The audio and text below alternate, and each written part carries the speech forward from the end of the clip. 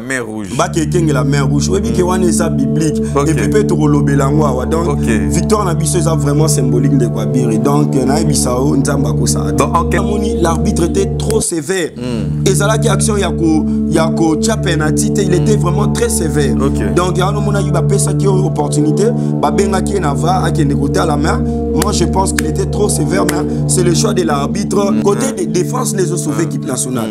Ozomona, le roi défense c'est ça bien. Il y a mon tout monde a erreur vraiment équipé. Donc cette équipe défense là il m'a bé.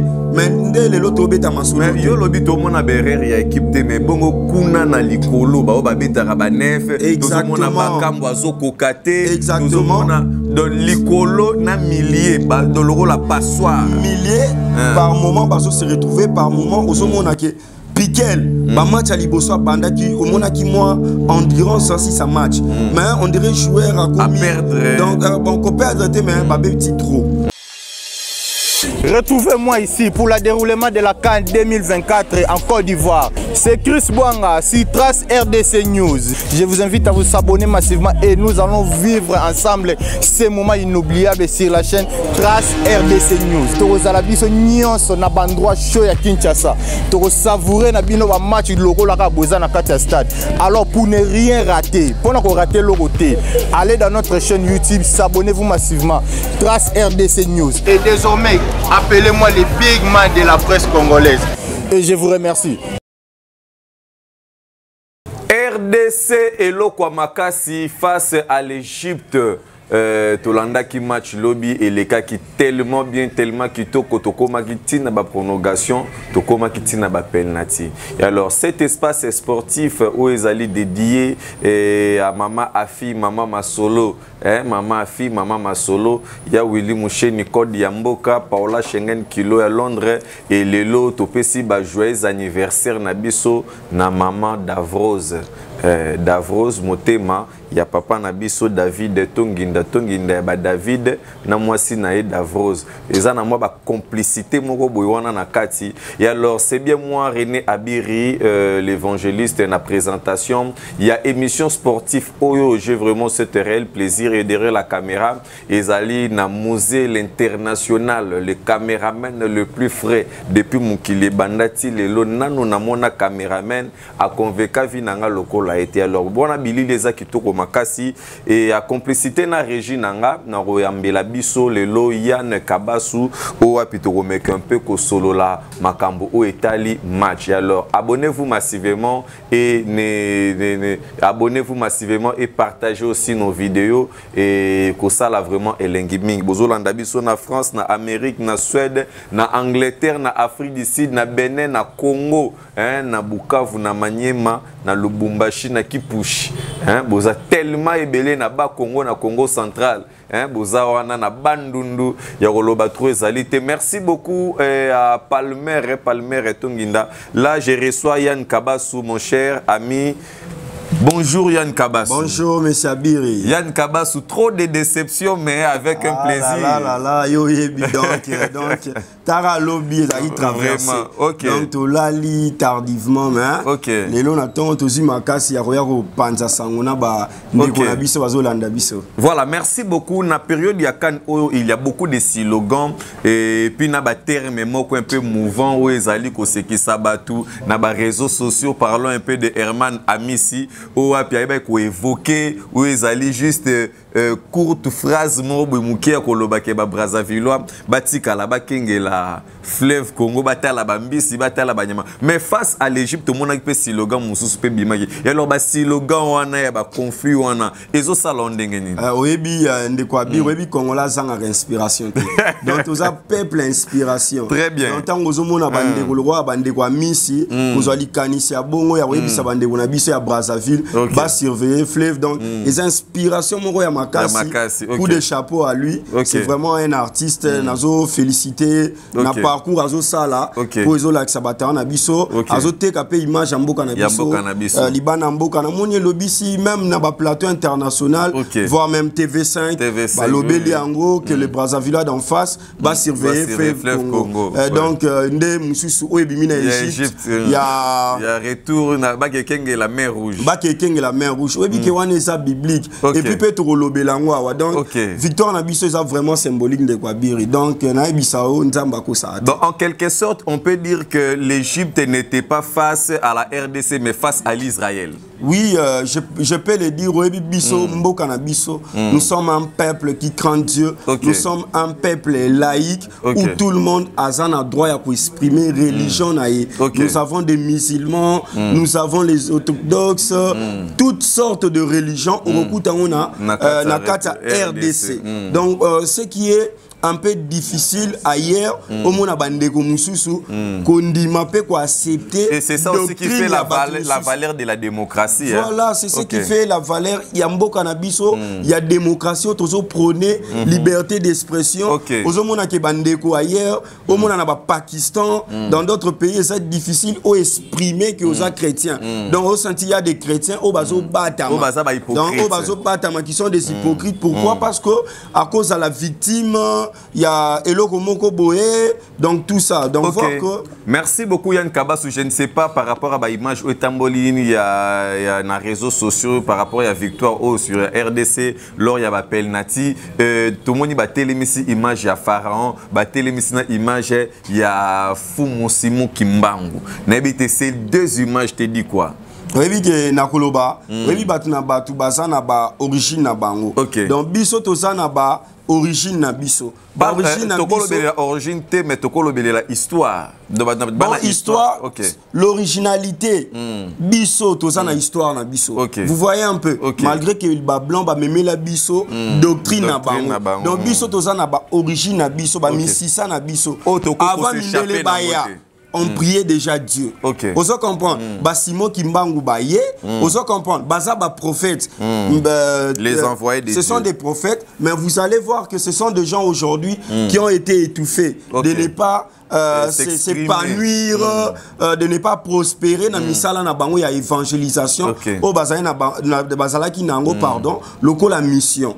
Vous voyez un peu. Dans bango baza na histoire na bango. Nous voyons le pharaon, nous voyons la pyramide et consorts, tout ça, ça fait partie, il y a histoire en Boga na Bango. Biso, si on parle de Congo RDC, on parle de Fumukimbangu, on parle de Kimpavita, on parlera de Lumumba, donc on parlera de plein de oui, exactement, on parlera. Nous avons aussi de l'histoire à raconter aussi aux gens. Nous avons aussi une image dans notre pays. Donc, comparer l'image, bon, tout ça, ce sont le fanatique qui ont amené que nous aussi, nous avons des croyants chez nous. Tout ça, na Simon Kimbangu, Loko Labino Boana Pharaon, na mona Kesagi moi polémique, tout ça, tombo l'image, ya Simon Kimbangu, pour na kolakisake, biso pe tozana nzambe na biso, oazo protéger bino, et puis hier, on l'a prouvé, to katilien o ezalaki kolié biso na Égypte, ya to gagné bangote, on a détruit ce lien de quoi. Voilà, merci beaucoup Yann Kabassou, to mais qu'un peu aux ongles, na moi sima, premier match, deuxième match, il y a RDC, na match auto où tu beta awa face il y a Égypte, mais qu'un peu ça la moi analyse il y a développement. C'est comme si le monsieur Sébastien Desarbres, il a encore beaucoup de choses à surprendre la population congolaise. Bon, à surprendre la population congolaise, oyebi biso total à football. Bango baza bato, biso total à rango de loin. Bango baza bato batal à rango de près. Donc à Kochaka, a ébi évolution à chaque joueur. Mais côté la performance, peut côté la parcours il y a équipe nationale. Dès l'entrée des jeux à compétition. Au moment où on a un système de jeu mon botomande au bêta, ko bang ça même voir adversaire. Et puis peut te faire véhiculer image ya équipe. Il y a une équipe où ils ont tapé Makassi, baza solide, baza performant. Donc tant que kota la Kolandi Samayaba, o elekani wana. Kota la deuxième match à Maroc, belle performance, to beti kitoko Makassi. Donc mais pas de réalisation. Par égalisation parce que Oyebito Betakina demi-finaliste. Maroc a demi-finaliste. Donc il n'y a pas eu de précédent comme lui. Donc il n'y a pas eu. Oui, Abetaki a sali exploit. Comment on a Colongo là-bas, Belgique, kolongona ba face de poule bozaki na ba Belgique ba équipe bazana ba performance pe bazana ba parcours alongoli bango Espagne azaki en difficulté à kolongola Maroc voir le Portugal et puis pe akutani na France donc au monique les équipes à mukete mais équipe na biso na mayele endurance à joueur bon moko na quatre équipes nationales tout ça l'exploit tout faire véhiculer image mususu ya République démocratique du Congo mais côté la match ya Tanzanie na yebité hein tout ça ba analyste hein tout ça la analyste on a ça dans quatre muto entraîneur tema et ça ngai mais azoloba on dirait coach alinga qui a meka système de jeu mususu na kati match à Tanzanie o simagité pour total qui a bandisa qui mayele a bandisi Silas donc ce que tali na banalise yangai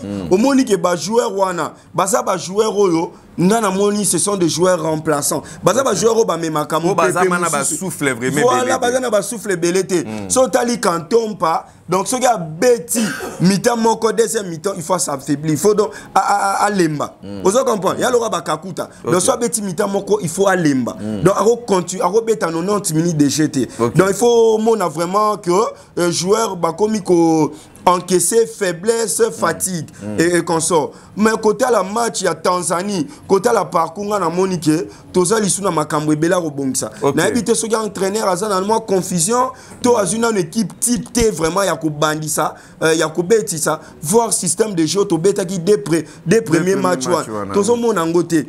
Ce côté à l'analyse, il y a match à football. Mais équipe Wana, Oyozolo, des premiers matchs, Wana, et Zarab, équipe Oyoba, Marca, qui bisopé, Babi, ou soit là, il n'a pas malgré pas marqué biso babi ngana moni RDC jusque là et le réseau sauver équipe et sa défense na mwanda mu milieu donc pour la défense wana attaque jusque là les joueurs ba la défense wana baza Chancel Mbemba oui côté de défense les autres sauver équipe nationale ozomona le quoi défense c'est ça bien yangona tozomona ba erreur vraiment équipe T donc ce équipe défense la ma B mais ndele l'autre beta masolo mais yo lobi to mona berrer ya équipe te mais bongo kuna na likolo ba ba beta ba nef to mona ba kambo azo kokate to mona de likolo na milier ba de loro la passoire milier par moment baso se retrouver par moment ozo mona que Piquel, match à Liboso banda qui au mona qui moi endurance aussi ça match mais on dirait joueur à commis donc bon qu'on perdre mais ba petit trop au moni ba petit trop et ba fatigue signe fatigue ça remarquable donc au moni moi ba fa ya miki on mona lobi ba remplacer qui na Chibola au pakota qui mais au santaki qui sans mutu sami na milieu on a vraiment équipe nationale vraiment et vous en a encore sommet mutu sami c'est vraiment un guerrier un combattant lobby à l'accès qui combativité et alors merci beaucoup parlons de l'homme du match Meshak Elia donc Oazo Kimambangu atiki na ballon aleki na carré aleki na ba supporter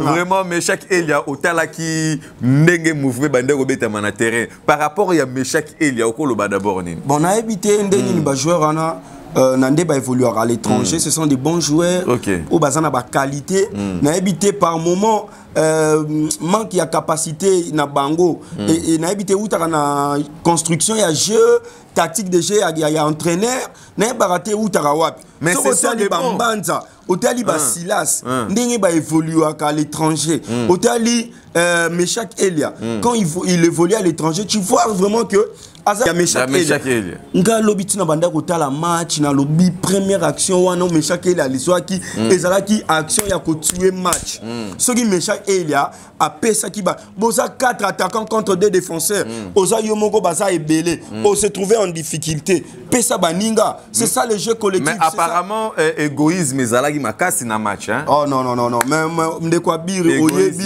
moi je serai franc je serai vraiment franc.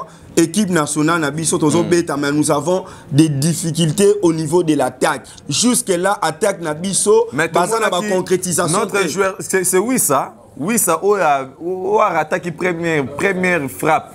Hein, vers le poteau, oui ça. Tout le monde a qui c'est-à-dire hors joueur,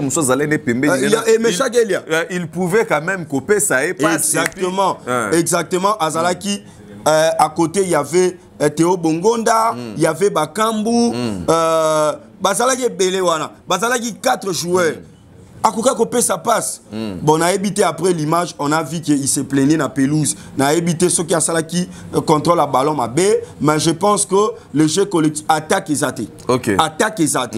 Donc, jusque-là, Tozi ba chance d'après moi, d'après mes analyses, parce que Toza na défense il y a bien milieu oyo azo c'était qu'on construit un jeu, qu'on conserve ballon, mais attaque ils ont produire quand il faut attaque na biso malam ils ont produire soit tes problème il y a cohésion il y a joueur soit tes problème il y a emplacement il y a ndeni na zo betisa bango.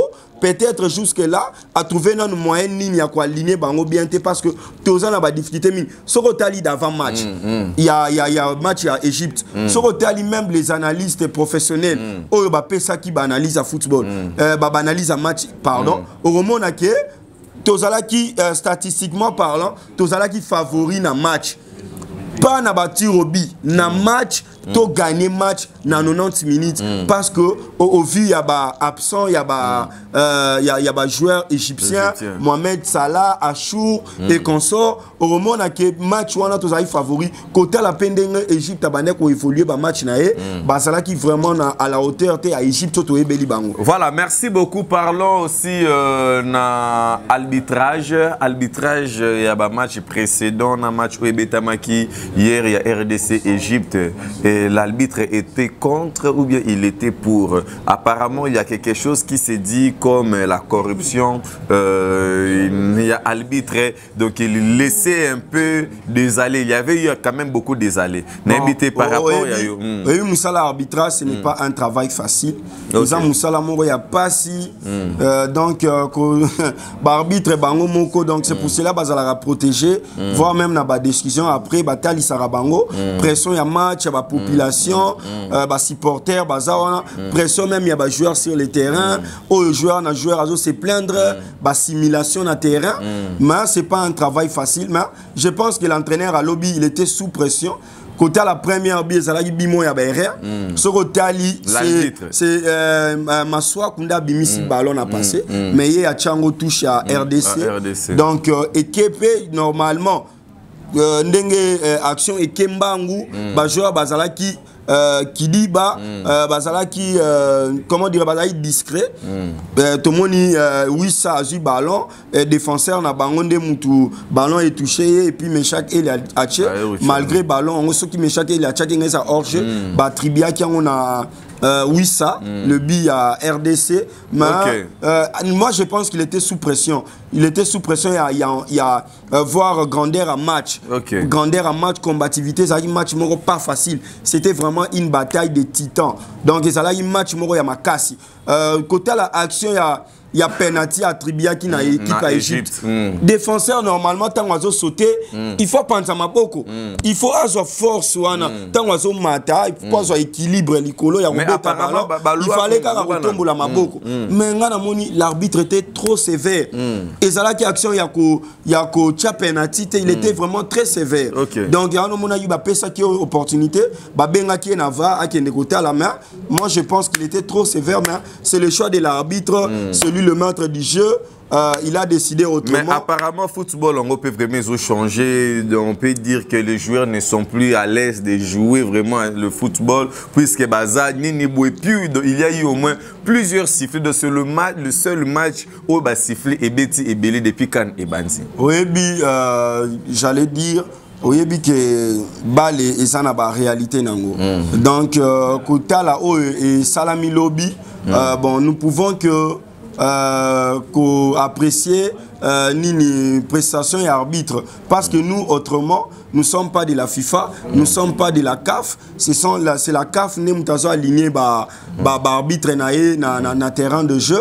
Et nous sommes malgré des sifflets à arbitre, on a qui chancelle Mbemba, à soit qui carton jaune. Qui carton jaune, c'était pression, il y a joueur.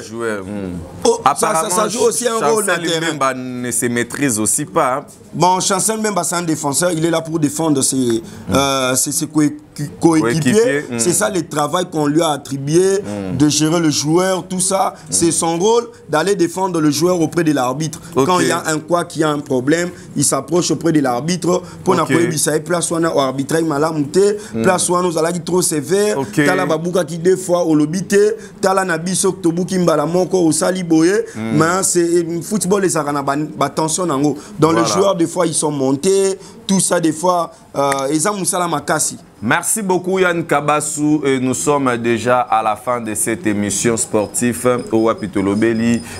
Maya match où il est hier RDC face à l'Égypte au Wapi Égypte et Kouyaki Nabapel Nati. Et alors monsieur Yann Kabassou match est allé encore le vendredi au Kutananambokanin. Les vendredis déjà tu rejoué contre équipe à Guinée. OK. Guinée on a vu parcours naé, ce n'est pas une équipe facile. Donc il faut prendre le na étape Tokomi, il faut prendre toutes les équipes au sérieux. Donc c'est à nous aussi de faire notre part, de mettre du sérieux, trouver des solutions au niveau de l'attaque pour tuer les matchs dès l'entrée des jeux, dès la première mi-temps. Tout tuer déjà match dans la première quart d'heure, tout tuer déjà match. Et ça t'es toqué n'a pas habitude. Oh moi je pense que il y a banil, il y a Tochaka pour donc pour apparemment bon c'est juste le free et bon ça montre que y a tous en attaque il y en a bisakio ceux qui tous en a défense tous en côté la RDC on ne parlerait pas de nous aujourd'hui donc tu vas encaisser belé pour attaquer à ça productivité alors ça la moussala na malamute donc les coachs de ce côté là il doit beaucoup travailler mais moi déjà je suis un patriote, je suis un Congolais, je ne peux que dire de bonnes choses pour mon équipe et je pense que la Guinée et sa formalité mais et sa match il faut tout au sérieux mais tout ça largement favori face à Guinée vu que la première fois na comme quart de finale il ne peut que se jouer de ça atigabiso batomesana kokende musika tokende musika je pense que après 50 ans touro eza ya biso torokende torobeta finale et je pense que ça serait une bonne chose. Pourquoi pas peut-être remporter en haut awa toya nango nambo kanabiso, ça serait une joie énorme donc